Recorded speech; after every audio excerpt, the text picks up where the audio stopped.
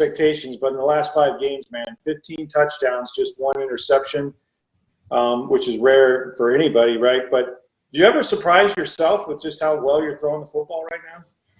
Well, I think it's, football is the ultimate team sport, from a quarterback standpoint. So much is trust and confidence in the receiver position, the tight end position. Line's doing an incredible job of blocking. My job is to throw it to the guys that are open, and, they got to make the plays. And I think when you see great production, it's really a reflection of an entire offensive unit. And, I think we're improving every week, which has been really fun for me to see, even thinking back to the off season. When we started talking about football, what I expect, what they expect, how they see the game, how I see it. And, I just want us to continue to improve. And the only thing that really gets me excited is winning games and, it's competing hard every week in practice and seeing us improve. And we got a lot of hardworking guys. And I think that's really been a reflection of, our progress over, since the beginning of the year. And I would really want us to see us to continue to improve it. So it's decent. We're getting better, but I think we're going to have to keep ratcheting it up. And that only takes place on the practice field. And then we got to take it from the practice field to the game field. Next will be Greg Allman. Hey, Tom, I just want to ask you about your stance in shotgun. It's something that Troy Aikman had brought up on air a couple weeks back. I know you put a lot of thought into kind of every aspect of passing. So just want to ask you about what made you want to make a change and how you feel it's worked.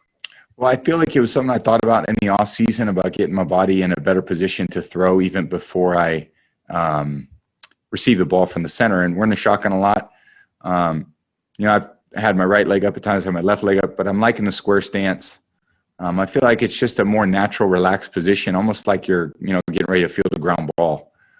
And then I just got to turn my body and I'm in a good position to throw. But sometimes if you start off, let's say not in a good throwing position, you got to do something to get yourself in a good throwing position. I think what I'm trying to do is start in a good throwing position. And then when I rotate my body, I'm locked and loaded and ready to go. So then I don't have to do much adjustment post snap. Just got to catch the snap, pivot my body, and feel like I'm in a good position to throw. Next will be Jenna Lane. Hey, Tom. Regarding your new teammate, Antonio Brown, this isn't the first friend or teammate you've had with the past, and you've also got a sterling reputation yourself. How do you approach your relationship with guys like that? Is it simply about football and, hey, I think this guy can help us win? Or is it even more than that? Like, maybe I can have a positive impact on this guy. I'm just curious to kind of hear your thought process on how you try to navigate those relationships.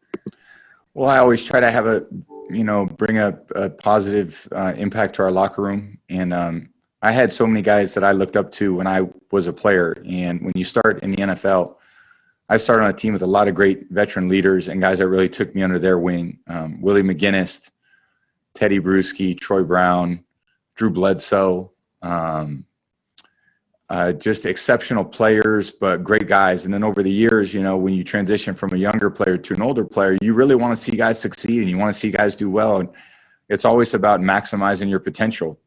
And I had a lot of people support me over the years, realizing that I was far from where I needed to be. And they would guide me to and provide me with the help that I needed as a player to reach my potential. And I think that's, how you impact people. And I think we talk about that a lot as professional athletes. How you impact people on the field is one thing. How you impact people off the field is another. So whether that's teammates that you can impact or people in the community that you can impact, I think all those things are important. And you just try your best every day, realizing that, so a lot of people weren't born with the same advantages that I've had growing up. They weren't born with the same background or support systems that I had. And I think when you recognize that and you bring that to relationships, all you can do is the best you can do. And, for me, I think that's something that I really enjoy still about playing football is that I have probably more perspective than just about every player in the league right now based on my years of experience and what I've seen. And I want to see other guys succeed. And I think a lot of joy in my experience comes from seeing other people be their best and seeing people succeed in ways that can set their family up. And I think that's a really important aspect of football for me. Next will be Sarah Walsh. Hey, Tom. You guys have obviously, this has been a game of adjustments with the injuries. Can you touch on, and you seem to figure out a solution every week. Can you touch on, obviously, the adjustment of losing Godwin this week, and then what you can do going forward, what you can do, if anything, to get Antonio up to speed as fast as possible, given sort of the circumstances you have to work under with that? Well, I don't think, we're 5-2. I don't think everything's been like perfect out there. We're fighting and clawing for every win. So, we got to obviously take our performance to the next level, and that starts, like I said, in practice, and we got to execute in practice. We got to trust one another. We got to communicate through difficult looks. It's a team that we're playing this week in the Giants that presents a lot of defensive looks, a lot of different fronts. Our identification is very important. They rotate a lot of guys in defensively. There's a lot of different coverage schemes they use. They put a lot of pressure on the offense to communicate well, to make pre-snap decisions, post-snap decisions. And, it's going to be a tough, hard-nosed game. They're very physical. We're going on the road. Monday night game in prime time. We're going to have to be at our best. Next will be Steve Isbitz.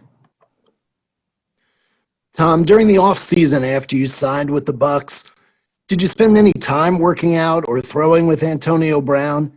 And if so, how beneficial might that be now? I've been pretty focused on, working out with all my teammates. And, it was a good off season. We spent a lot of time at Berkeley prep. It was fun being over there and challenging one another. And I thought we got a good start on things in a time where, everyone was kind of off. But, I thought we got a lot of good work in. And Chris, Mike, Scotty, Cam, Gronk, OJ, Rojo, Dare was there. So it was cool. Next will be Scott Reynolds.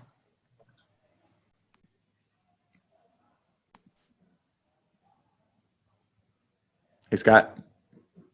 Hello. Can you hear me? Yes. Okay. I wanted to ask you, you've had years where you've had really good weapons and some years where you've been limited in terms of the good weapons around you. How comforting is it for you to have so many great weapons to throw to in Tampa, given your stance and Bruce's of throwing to the open guy and then virtually every one of those guys being a playmaker for you?